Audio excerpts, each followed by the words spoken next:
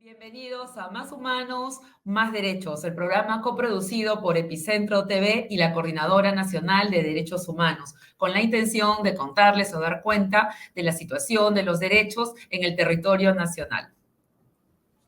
Hola Jenny, gracias por estar hoy con nosotros todos en Más Humanos, Más Derechos y les contaremos sobre la campaña Nos Faltan 50, sobre la urgente aplicación de la Convención de los Derechos de las Mujeres ante la aterradora situación de las niñas Ahuajún y Wampis violadas en la selva y la advertencia de la Corte Interamericana al Perú. Además, al final tendremos una entrevista sobre la ilegal posibilidad de la candidatura de Alberto Fujimori. La Corte Interamericana de Derechos Humanos ha emitido un pronunciamiento en el que advierte a Perú, a todos los poderes del Estado, que no permitan la aplicación de la ley que tramita el Congreso para establecer la impunidad para los delitos de lesa humanidad, los crímenes de lesa humanidad ocurridos antes de 2002. La Coordinadora de Derechos Humanos tiene una participación muy importante en esta advertencia de la Corte. ¿Qué fue lo que hizo la Coordinadora y por qué ocurrió esto de la Corte, Jenny? Bueno, la Coordinadora con el conjunto de organizaciones que litigan los distintos casos que tienen que ver con la época del conflicto armado interno, como APRODE, el IDL, FEDEPAZ, ¿no? Presentaron una medida de protección en cuanto empezó a moverse este proyecto, ¿no? En el Parlamento, una medida de protección para que justamente la Corte, ¿no? De acuerdo al proceso de supervisión de sentencia que tiene en el caso Barrios Altos y La Cantuta, pueda pronunciarse, ¿no? Inmediatamente la Corte pidió al Estado peruano que informe, recordarán, luego le dijo que no, planteó una situación de no innovar, que no haga más nada, pero todo eso era provisional. Y luego tuvimos una audiencia donde concurrieron los representantes del Estado peruano y los representantes de sociedad civil y también los representantes de familiares y víctimas, ¿no? Y producto de esa audiencia, luego de escuchar a todas las partes, es que la Corte emite o hace público ayer su pronunciamiento y además le dice al Estado peruano, pero ojo, eso me parece muy importante, porque la Corte destaca que es todos los poderes del Estado peruano. Le está diciendo ejecutivo, legislativo, judicial, porque a veces cuando la Corte emite un pronunciamiento, se cree, ¿no?, erradamente que se dirige al Ejecutivo, al gobierno de turno y que no se dirige a todo el aparato estatal. Entonces eso me parece muy importante que la Corte le esté diciendo, oiga, todos los poderes del Estado, o sea, no pueden hacer nada respecto a este tema, ¿no? No muevan este proyecto. Y le dice también, le da un plazo hasta el 9 de agosto para que el Estado peruano remita el informe y luego cada 3 meses tendremos audiencia de supervisión y de control respecto a cómo vamos sobre esta medida que tiene que ver con garantizar justicia, reparación, verdad, ¿no? Eso no es venganza, es justamente conocer realmente los hechos, ¿no? Acceder a la justicia y que luego lo que resuelva la justicia se cumpla. Bueno, pues vamos a ver cómo reacciona el legislativo, que es uno de esos 3 poderes llamados, interpelados por la Corte Interamericana. Se han cumplido 18 meses del fallido autogolpe de Estado de Pedro Castillo y también de la represión violenta ejercida por el gobierno de Dina Boluarte. En el marco de las masacres y ejecuciones extrajudiciales, la Coordinadora Nacional de Derechos Humanos viene llevando adelante ya desde hace varios meses la campaña Nos Faltan 50, para buscar verdad y construir memoria. Y en ese marco es que hemos estado desarrollando un conjunto de actividades culturales. 15 de diciembre, presente. Nos faltan 50. La sangre derramada jamás será olvidada. El mensaje es claro y contundente. La Coordinadora Nacional de Derechos Humanos promovió 2 entrañables jornadas de recuerdo y lucha por la justicia en Ayacucho, Cusco. En los encuentros se exhibió una muestra con las portadas de una revista que no verás en los kioscos. Además, hubo muestras artísticas y obras de teatro en recuerdo de las víctimas. Los familiares de los caídos participaron en estas jornadas para reclamar memoria y lucha contra la impunidad. Las investigaciones han sido lentas y complicadas, pero hay un primer avance. El Ministerio Público ya imputó a 20 efectivos del Ejército como autores de homicidio en las protestas en Ayacucho. Este es el informe que sobre este tema preparó David Gómez Fernandino. Una patrulla de 11 militares se ubicó frente a la reja que dividía a los manifestantes de la pista de aterrizaje. 3 de ellos apuntaron con sus armas en esa dirección.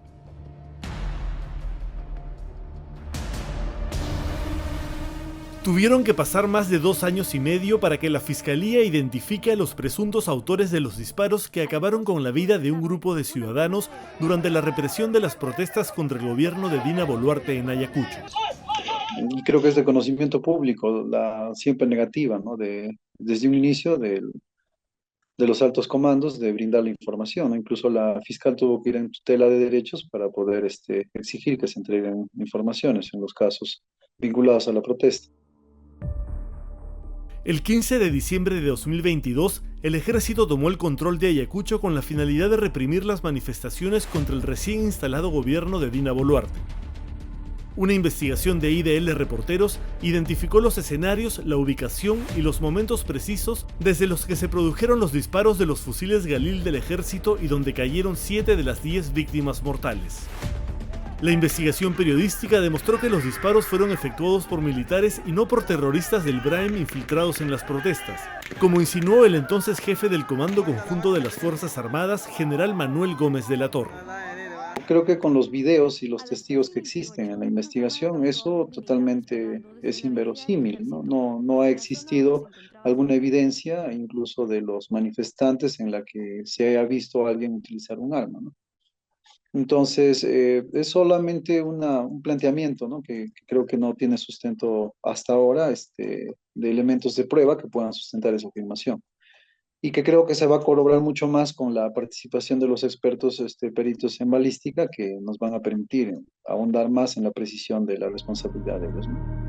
La fiscal provincial del caso, Mirela Coronel Molero, ha identificado a 20 de los presuntos autores materiales del delito de homicidio calificado con alevosía. Todos son parte de las compañías, equipos y patrullas que estuvieron en las zonas en las que los militares dejaron 10 muertos y 50 heridos. Respecto a los heridos, siempre estamos con el drama de que no hay una debida atención a la rehabilitación que requieren a la fecha, porque el sistema de salud no está respondiendo. Entonces eso también es uno de los grandes problemas que a la fecha los heridos sobrevivientes a estos hechos viven día a día, ¿no? En total, la fiscal coronel formalizó investigación contra 36 militares, incluyendo a los oficiales que fueron parte de la cadena de mando el día de los hechos. A ellos les atribuye el presunto delito de homicidio calificado por omisión impropia, pues no hicieron nada por impedir que los hombres bajo sus órdenes siguieran disparando contra los ciudadanos. Tenemos al jefe de Comando Conjunto de Fuerzas Armadas como investigado, luego en esa línea el que sigue el jefe de Comando Operacionales del Este, luego el comandante de la Segunda Brigada de Infantería de Ayacucho, que ya es más local, y luego el responsable de las patrullas, ¿no? Que estaban dadas en 2 áreas, uno vinculado al parque y otro al aeropuerto, y luego de ahí vienen los jefes de patrulla, ¿no? Que son hasta ahora entre 5 a 6 jefes de patrulla que lideraban a todo este grupo de militares que empezaron a disparar contra las personas. Pero la línea de mando y comando llega hasta mucho más arriba. El viernes de la semana pasada, el Poder Judicial ordenó a la Presidencia del Consejo de Ministros, el Ministerio de Defensa y el Ministerio del Interior cumplir con entregar los planes operativos elaborados para el control de las protestas ocurridas en 9 departamentos en los años 2022 y 2023. La Sala Penal Permanente declaró infundadas las apelaciones de las procuradurías de dichas entidades en la investigación contra la presidenta Dina Boluarte, el ex premier Alberto Otárola y otros. El fallo precisa que la investigación se sitúa en una posible violación de derechos humanos, que el Estado está en esta etapa procesal en el deber de esclarecer y llegar a la verdad de lo sucedido, ante los presuntos delitos de genocidio, homicidio calificado y lesiones graves. nosotros planteamos que ha sido un tema sistemático, la forma como han hecho los disparos y el interés de que nosotros consideramos que ya está probado, de que la intención de los militares nunca ha sido disuadir, sino asesinar, o sea, hacer una ejecución extrajudicial que llamaríamos en términos del derecho internacional. También sí existen muchos videos que nos hacen señalar justamente, y hemos dejado constancia en las actuaciones, donde los militares no están haciendo ningún disparo disuasivo, sino disparos directos hacia las personas, ¿no? Entonces, eso ahonda para nosotros la tesis de que, además de las órdenes que existió, estas estaban orientadas a eliminar a las personas y no a disuadirlos, ¿no? La Fiscalía de Ayacucho ordenó la reconstrucción de los hechos para el jueves 27 de junio, utilizando las mismas cámaras de la municipalidad que registraron lo ocurrido, para grabar a los acusados en la misma posición y comparar las imágenes con las del día de la masacre. La Fiscalía ha declarado el caso complejo y ha ampliado el plazo de investigación por 8 meses más, tiempo en el que se harán los exámenes balísticos, la reconstrucción de los hechos y los interrogatorios a los militares identificados como los presuntos autores de los disparos, pero también a quienes habrían dado la orden de disparar a matar. El drama de las niñas abusadas en la selva, muchas de ellas por sus maestros, personal administrativo u otras autoridades del sistema de educación, ha generado indignación en la ciudadanía y una pasmosa tranquilidad e indiferencia desde el gobierno, ¿no? Es más, hemos tenido que escuchar y expectar las declaraciones del ministro de Educación y además acompañadas luego o acopladas luego por lo de la ministra de la Mujer, en el sentido que esto de alguna manera estaba vinculada a prácticas culturales. En realidad, lo cultural acá es la impunidad.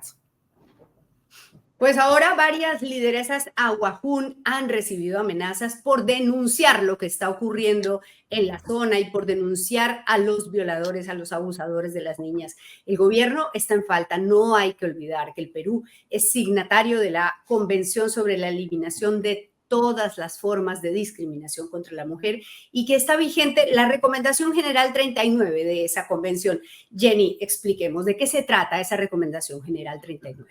La Recomendación General 39 justamente sobre, o está dirigida especialmente para las mujeres y niñas indígenas, ¿no? Porque la convención en general es sobre las mujeres, pero el comité de expertos que monitorea el cumplimiento de esta convención en el mundo hace conciencia, se da cuenta que se requiere una intervención especial de mayor profundidad en el caso de las mujeres y las niñas indígenas, ¿no? Que en el marco de esto que conocemos como la interseccionalidad, que es cuando convergen una serie de factores o condiciones discriminatorios, porque estamos hablando de niñas indígenas, ¿no? En determinados territorios, atravesadas por la pobreza, por la exclusión.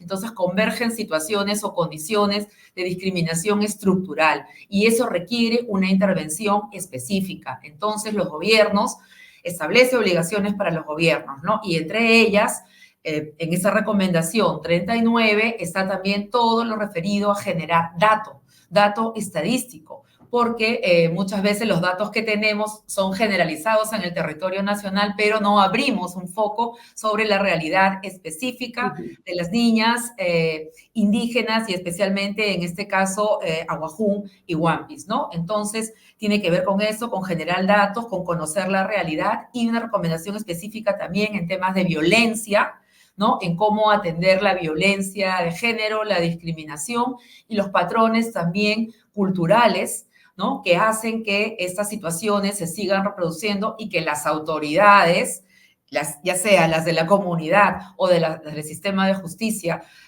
occidental, no resuelvan este problema, ¿no? Porque por esta interseccionalidad que mencionamos, lo que ocurre es que estas niñas indígenas no encuentran justicia, ¿no? Ni en el sistema tradicional de sus comunidades, ni en el sistema formal.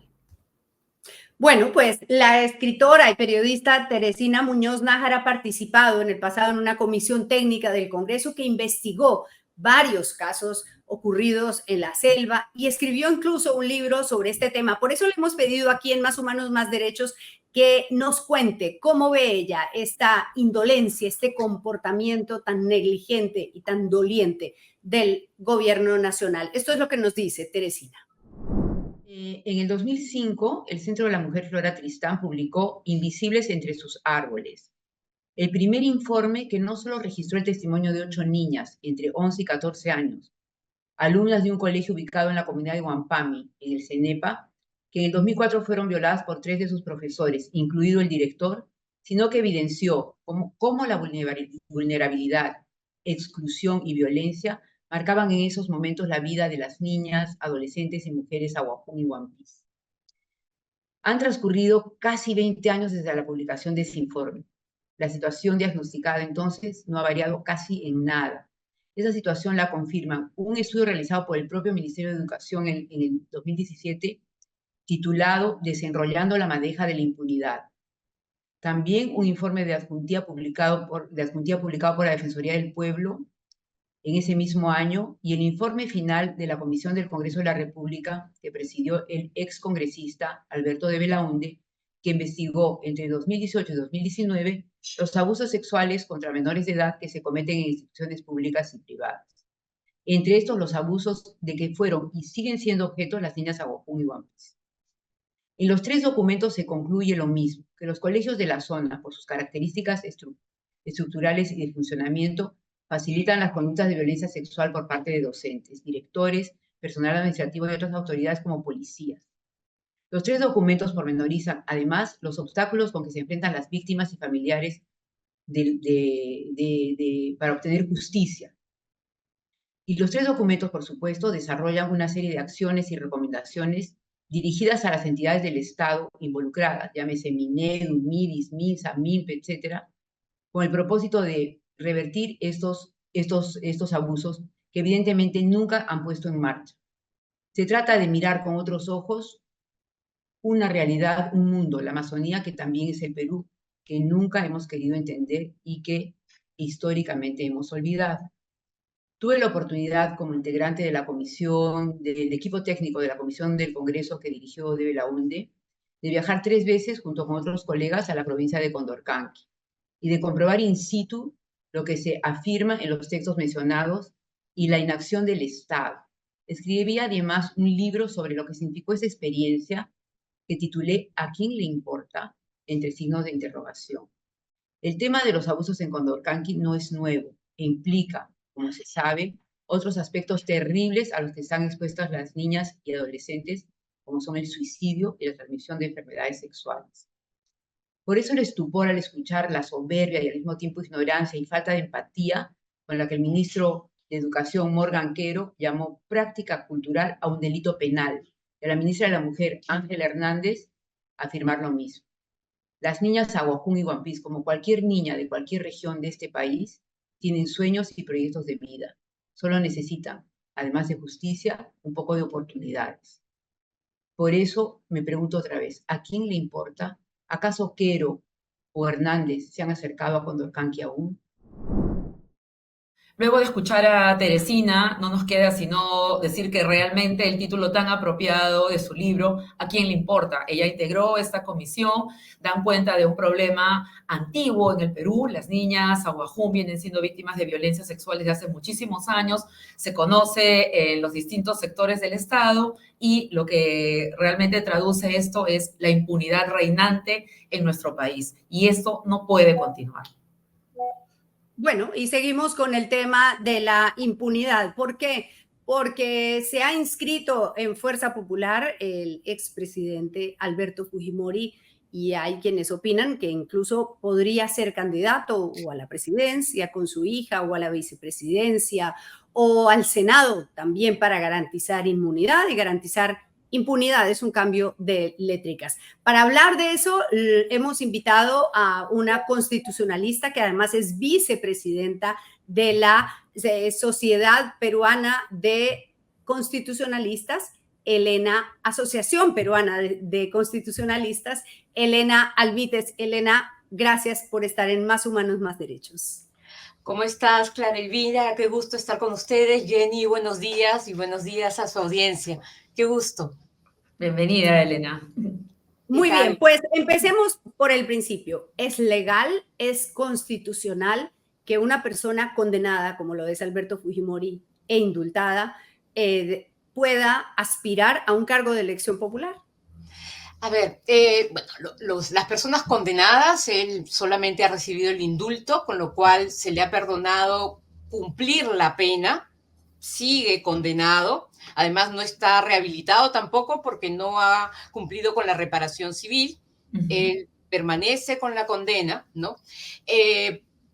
Puede manifestar su opinión política, no ha perdido esos derechos, pero de acuerdo al artículo 34A de la Constitución, reformado precisamente en el año 2020, él no puede aspirar a un cargo de elección popular.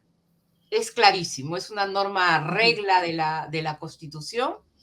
Él no puede pretender postular a un cargo de elección popular, sea el de presidente, sea el del novísimo Senado, él no puede hacerlo, ¿no? Es decir, si pretende inscribirse, el Jurado Nacional de Elecciones debería rechazar una candidatura de ese tipo. Y dime, he escuchado que algunos, bueno, especialmente su abogado y otros miembros de su equipo de defensa, que señalan ahí una interpretación en base a una temporalidad de las leyes, ¿no? Dicen ellos que como su condena, ¿no?, es de años anteriores al 2020, por lo tanto no estaba vigente esta modificación que se hizo a la Constitución. En base a eso no podríamos prohibirle, ¿no?, la posibilidad de una candidatura a un cargo de elección popular. Bueno, yo no soy constitucionalista, soy abogada, pero me parece así medio tirado de los cabellos, porque la Constitución un ratito, ¿no? O sea, como que no se aplica allí, pero no sé, cuéntamelo, por favor. Es que es correcto, o sea, es decir, estirado de los cabellos, porque cuando ingresa en vigencia un nuevo dispositivo constitucional, en ese caso el 34A, ingresa a regular las relaciones, las situaciones vigentes en ese momento en el tiempo, entre ellos las condenas que están vigentes, ¿no? Entonces, las personas que se encuentran condenadas en ese momento, ¿no?, se rigen por la nueva norma, incluyendo él, que estaba condenado por 35 años, que es la condena más alta que recibió, y otras que ha venido recibiendo en el tiempo, ¿no? Hasta que se rehabilite, no puede postular a un cargo de elección popular. Y nuevamente, el indulto que ha recibido es una gracia presidencial que se le ha dado porque supuestamente se encontraba mal de salud.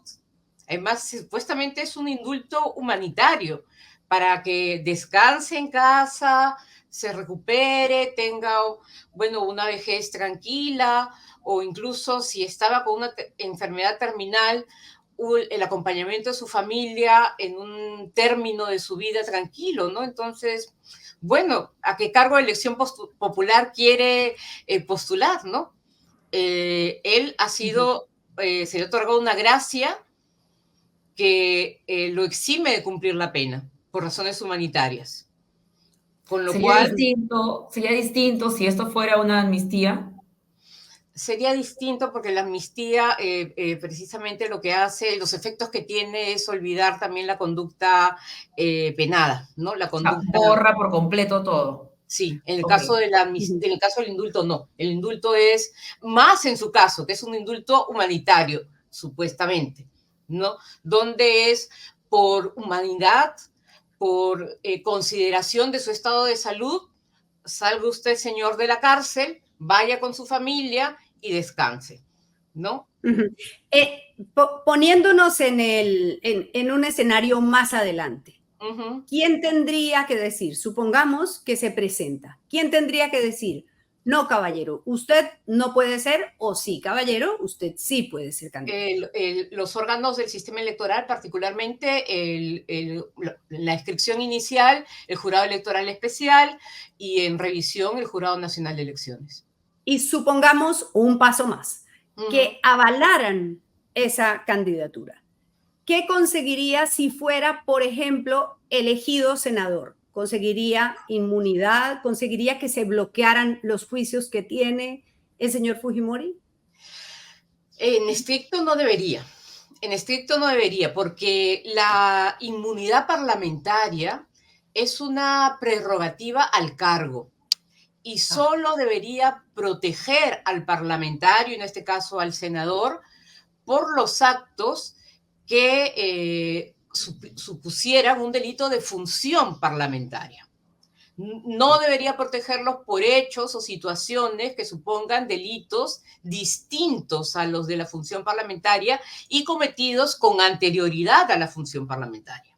Entonces, él debería seguir respondiendo por esos hechos. Hasta allí no protege la inmunidad parlamentaria. Cosa distinta es la práctica que está dándose desde hace mucho tiempo en el Congreso de la República de ampliar el ámbito de protección de la inmunidad parlamentaria a hechos, situaciones, conductas que están reñidas con todo tipo de conducta que debería tener un parlamentario, un congresista en nuestro país, ¿no? Claro. Doctora Alvídez, una pregunta más.